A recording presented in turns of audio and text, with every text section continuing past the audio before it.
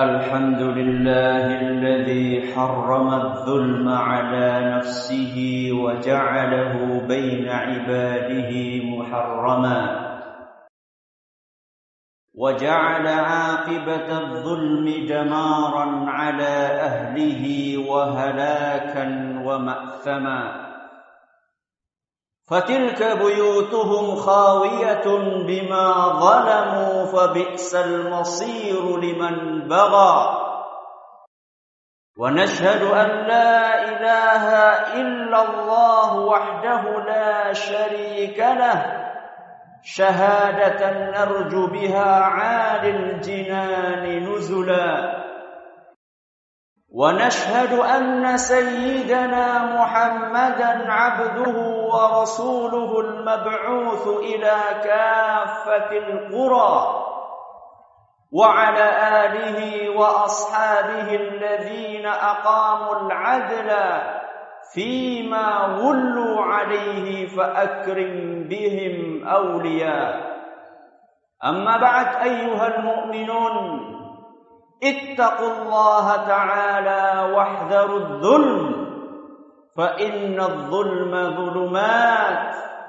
ظلمات في القلب وظلمات على الوجه وظلمات في القبر وظلمات يوم القيامة. Jamaah Jumat rahimahumullah, marilah kita tingkatkan ketakwaan kita kepada Allah tabaraka wa ta'ala dengan ketakwaan yang sebenar-benarnya, yaitu dengan menjalankan apa yang diperintahkan oleh Allah dan Rasul-Nya sallallahu alaihi wasallam, serta menjauhi apa yang dilarang oleh Allah dan Rasul-Nya sallallahu alaihi wasallam. Jamaah Jumat yang semoga dimuliakan Allah, panas yang maha dahsyat, ketakutan yang menghantui, kebingungan yang berlipat-lipat, dan ketidakpedulian manusia terhadap para kekasih terdekatnya. Ini hanyalah sekelumit gambaran tentang mengerikannya keadaan di hari kiamat. Dalam kondisi yang begitu menyeramkan, selain merasakan berbagai keadaan tersebut di atas, tidak sedikit para manusia yang harus terjebak di dalam kegelapan yang mencekam, tidak mengetahui arah atau jalan yang seharusnya dititi. Siapakah mereka? Siapakah mereka yang begitu malang nasibnya? Mereka antara lain adalah orang-orang yang gemar untuk melakukan kezaliman. Rasulullah sallallahu alaihi wasallam mengingatkan, "Ittaqudz zulm." Hati-hatilah kalian dari perbuatan zalim. Fa inna dzulma dzulumatun yaumal qiyamah. Karena sesungguhnya kezaliman adalah kegelapan yang sangat gelap pada hari kiamat. Hadis riwayat Muslim. Sidang Jumat yang berbahagia, di dalam bahasa Arab, zalim bermakna meletakkan sesuatu bukan pada tempatnya. Asal kata zalim adalah kejahatan dan perbuatan yang melampaui batas. Demikian keterangan yang dibawakan oleh Imam Ibnul Athir di dalam kitabnya An-Nihayatu fi Gharibil Hadits. Kezaliman sangat beragam dan bertingkat-tingkat keparahannya. Kezaliman yang paling parah dan yang paling berat siksanya adalah perbuatan syirik. Allah Subhanahu wa ta'ala berfirman, "Inna syirka la dzulmun 'adzim." Sesungguhnya syirik itu benar-benar kezaliman yang sangat berat. Al-Quran surat Luqman ayat 13. Mengapa perbuatan mempersekutukan Allah dikategorikan termasuk kezaliman? bahkan merupakan kezaliman yang paling parah. Pertanyaan ini akan terjawab bila mana kita kembalikan kepada definisi kezaliman, yakni meletakkan sesuatu bukan pada tempatnya.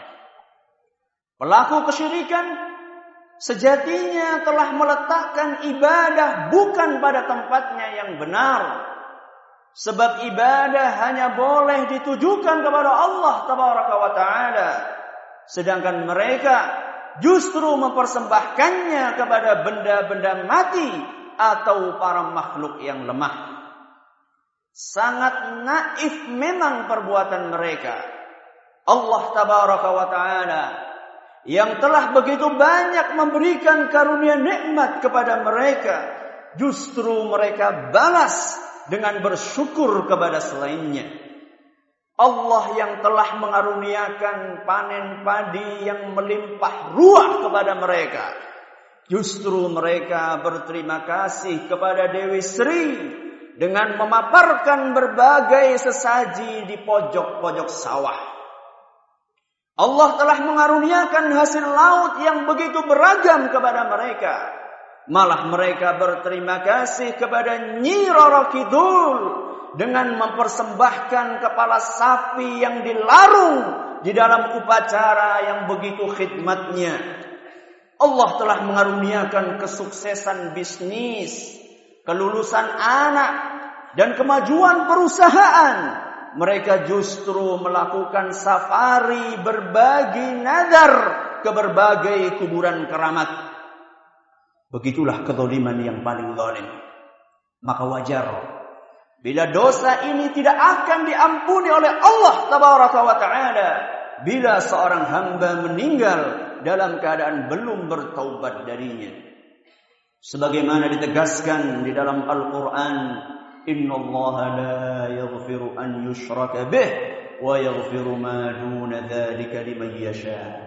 Sesungguhnya Allah tidak akan mengampuni dosa syirik, dan Dia akan mengampuni dosa yang di bawahnya bagi siapa yang dikehendakinya. Wa may yusyrik billahi faqad iftara itsman 'azima.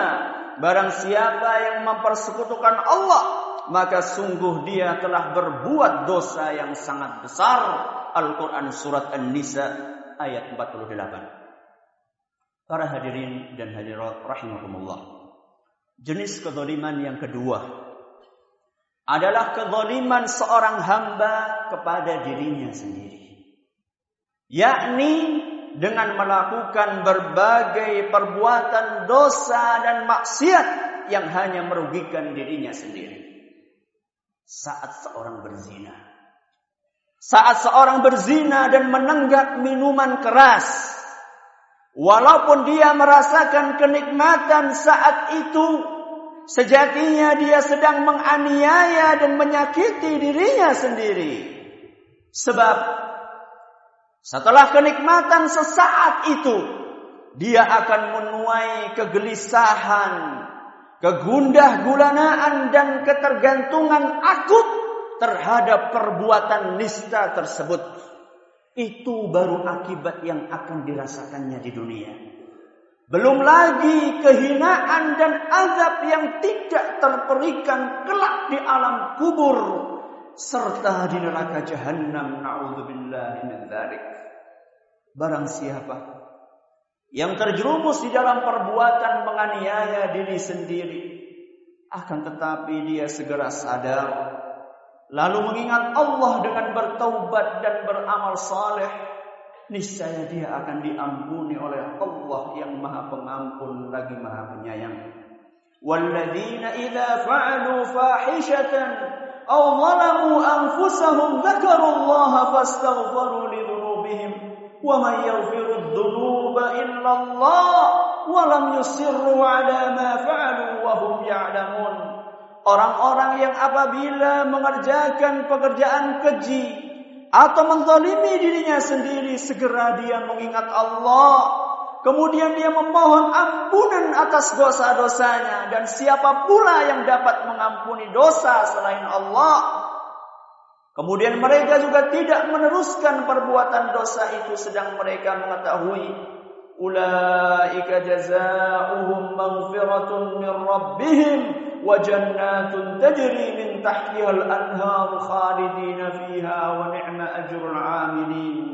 Balasan bagi mereka ialah ampunan dari Allah dan surga-surga yang mengalir di bawahnya sungai-sungai. Mereka kekal di dalamnya dan itulah sebaik-baik pahala bagi orang-orang yang beramal. Al-Quran Surat Ali Imran ayat 135 sampai 136. Jamaah sholat Jumat yang kami hormati. Adapun jenis kezaliman yang ketiga adalah bentuk perbuatan zalim yang sering diremehkan oleh banyak manusia. Padahal resikonya amatlah berat. Kezaliman yang tidak akan pernah diabaikan oleh Allah Tabaraka wa Ta'ala. Dan tidak akan dibiarkan begitu saja tanpa pembalasan. Kezaliman tersebut adalah kezaliman seorang hamba kepada sesamanya. Dalam sebuah hadis qudsi, Allah Jalla wa'ala mengingatkan, ya ibadi, wahai para hambaku, inni haramtu dzulma ala nafsi wa ja'altuhu bainakum muharraman fala tadzalamu. Wahai para hambaku, sungguh aku telah mengharamkan kezaliman atas diriku dan aku juga mengharamkan kezaliman atas kalian, maka janganlah kalian saling menzalimi. Hadis riwayat Muslim. Kezaliman jenis ini sangat banyak potretnya dan bertebaran di mana-mana. Mulai dari lingkungan terdekat dengan kita hingga yang berada di non jauh sana. Pelakunya pun amat beragam, mulai dari orang cilik hingga para pembesar, mulai dari perampok hingga yang berpenampilan alim. Para suami yang sewenang-wenang terhadap istrinya, memperlakukannya dengan kasar, menceraikannya tanpa sebab, menterlantarkannya dengan tidak memberinya nafkah baik lahir maupun batin. Orang tua yang mengabaikan putra-putrinya, orang tua yang mengabaikan putra-putrinya, tidak memberikan perhatian yang layak terhadap pendidikan mereka, membiarkan mereka meninggalkan salat dan puasa, bahkan memfasilitasi di dalam rumahnya berbagai sarana yang merusak kepribadian putra dan putrinya. Guru yang tidak memberikan perhatian yang proporsional terhadap anak didiknya, targetnya hanyalah mengejar selesainya kurikulum tanpa peduli dengan perilaku murid-muridnya. Masih ditambah pula sering menjatuhkan hukuman berlebihan dan kurang memperhatikan kaidah-kaidah yang benar di dalam penjatuhan sanksi. Tetangga yang berbuat semaunya terhadap kanan dan kirinya, membuat bising telinga dengan suara tip yang keras dan lagu-lagu yang menggila, menguping rahasia rumah tangga orang lain, dan usil membicarakan kejelekannya dari belakang, mengadu domba antar tetangga, dan yang juga banyak sekali terjadi adalah mencaplok tanah tetangga tanpa hak berapapun ukurannya. Penguasa yang zalim dan berbuat sewenang-wenang terhadap rakyatnya, seperti yang dialami saudara-saudara kita para penduduk negeri Suriah. Mereka telah terusir dari kampung halamannya sendiri. Di negeri orang mereka tercekam ketakutan, kelaparan, ketidaktentuan dan kedinginan yang luar biasa. Kaum muslimat dinodai kehormatannya, dan jangan tanyakan mengenai korban yang terbunuh di sana. Tidak tanggung-tanggung 136.000 nyawa manusia yang tidak berdosa melayang di negeri tersebut. Inna lillahi wa inna ilaihi raji'un. Ma'asyiral muslimin rahimakumullah. Kezaliman ini bukan hanya dilakukan oleh orang-orang fasik atau orang-orang kafir saja, Tapi juga amat disayangkan, perbuatan zalim ini menjangkiti sebagian saudara kita yang terlihat berpenampilan alim dan berbusana islami. Sebagian dari mereka begitu mudah memvonis sesat saudaranya, melontarkan tuduhan dan fitnah hanya berdasarkan berita burung yang tidak jelas kebenarannya, menjauhkan umat dari para dai penyeru kebaikan. Parahnya, semua itu dibungkus dengan label amar ma'ruf dan nahi mungkar. Sadarlah wahai saudaraku, sadarlah wahai saudaraku, bahwa setiap ucapan yang kita lontarkan, atau SMS yang kita kirimkan, atau tulisan yang kita upload di jejaring sosial, semuanya ini akan kita pertanggungjawabkan kelak di hadapan Allah yang Maha Adil. Wala taqfu ma laysa laka bihi ilm. Janganlah engkau mengikuti sesuatu yang tidak engkau ketahui. Innas sam'a wal basara wal fuada kullu ulaika kana anhu mas'ula. Karena pendengaran, penglihatan dan hati nurani, semua ini akan dimintai pertanggungjawabannya. Al-Quran Surat Al-Isra ayat 36. Barakallahu li wa lakum fil Qur'anil azim, wa naf'ani wa iyyakum bima fihi minal ayati wadh-dhikril hakim. أقول قولي هذا وأستغفر الله لي ولكم ولكافة المسلمين من كل ذنب فاستغفروه إنه هو الغفور الرحيم. الحمد لله غافر الذنب وقابل التوب شديد العقاب ذي الطول لا إله إلا هو إليه المصير. وأشهد أن لا إله إلا الله لا ند له سبحانه ولا شبيه ولا مثيل ولا نظير. وأشهد أن محمدا عبده ورسوله البشير النذير والسراج المنير صلى الله وسلم وبارك عليه وعلى آله وصحبه وكل تابع مستنير. Sidang Jumat yang kami hormati, pelaku kezaliman cepat atau lambat pasti akan menuai akibat buruk dari perbuatannya. Bila belum dia rasakan di dunia, pasti dan pasti kelak akan dia rasakan di akhirat. Maka sebelum matahari terbit dari arah barat, sebelum pintu taubat ditutup rapat, sebelum ajal datang menjemput, dan sebelum terlambat, bertobatlah kepada Allah. Bertobatlah kepada Allah, mintalah maaf kepada orang-orang yang dizalimi. Rasulullah sallallahu alaihi wasallam mewanti-wanti, man kanat lahu madlamatun li ahadin min 'irdihi aw shay'in falyatahallalhu minhu al-yawm. Barang siapa yang menzalimi seseorang, entah itu di dalam harga dirinya atau yang lainnya, hendaklah dia minta maaf kepadanya detik ini juga. Qabla an la yakuna dinarun wala dirham. Sebelum datang hari di mana emas dan perak tidak lagi berguna. Hadits riwayat Bukhari. Adapun mereka yang merasa enggan, atau gengsi untuk meminta maaf kepada saudaranya, maka nantikanlah kebangkrutan total kelak di hari kiamat.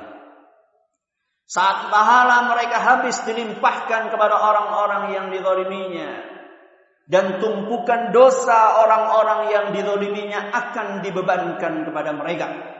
Rasulullah sallallahu alaihi wasallam bertutur, "Atadruna mal muflis?" Tahukah kalian siapa orang yang bangkrut itu? Para sahabat menjawab, "Al-muflisu fina man la dirham lahu wa la mata'." Wahai Rasul, orang yang bangkrut adalah orang yang tidak punya duit, orang yang tidak punya barang perniagaan. Kemudian Nabi sallallahu alaihi wasallam melanjutkan, "Innal muflisa min ummati." Orang yang benar-benar bangkrut di antara umatku, man ya'ti yaumal qiyamati bi salatin wa siyamin wa zakat. Adalah orang-orang yang nanti pada hari kiamat dia akan menghadap kepada Allah dengan membawa pahala puasa, salat dan zakat.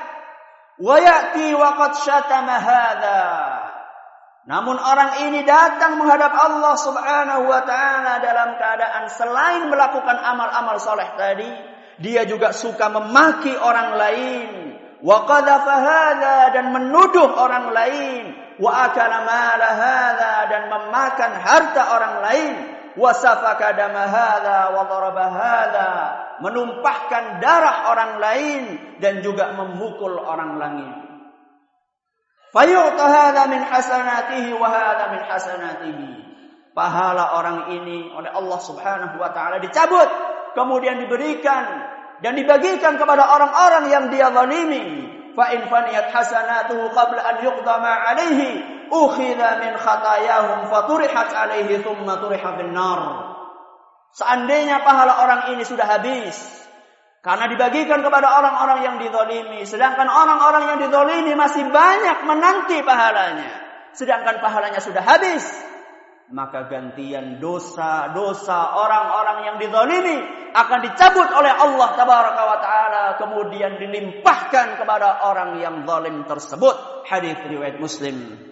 Untaian nasihat nabawi yang menjadi peringatan keras bagi para pelaku kezaliman, sekaligus hiburan yang menenangkan hati orang-orang yang dizalimi. هذا وصلوا وسلموا رحمكم الله على الصادق الأمين كما أمركم بذلك مولاكم رب العالمين فقال سبحانه إن الله وملائكته يصلون على النبي يا أيها الذين آمنوا صلوا عليه وسلموا تسليما اللهم صل على محمد وعلى آل محمد كما صليت على إبراهيم وعلى آل إبراهيم إنك حميد مجيد اللهم بارك على محمد وعلى آل محمد كما باركت على إبراهيم وعلى آل إبراهيم إنك حميد مجيد ربنا ظلمنا أنفسنا وإن لم تغفر لنا وترحمنا لنكونن من الخاسرين ربنا اغفر لنا ولإخواننا الذين سبقونا بالإيمان ولا تجعل في قلوبنا غلا للذين آمنوا ربنا إنك رؤوف رحيم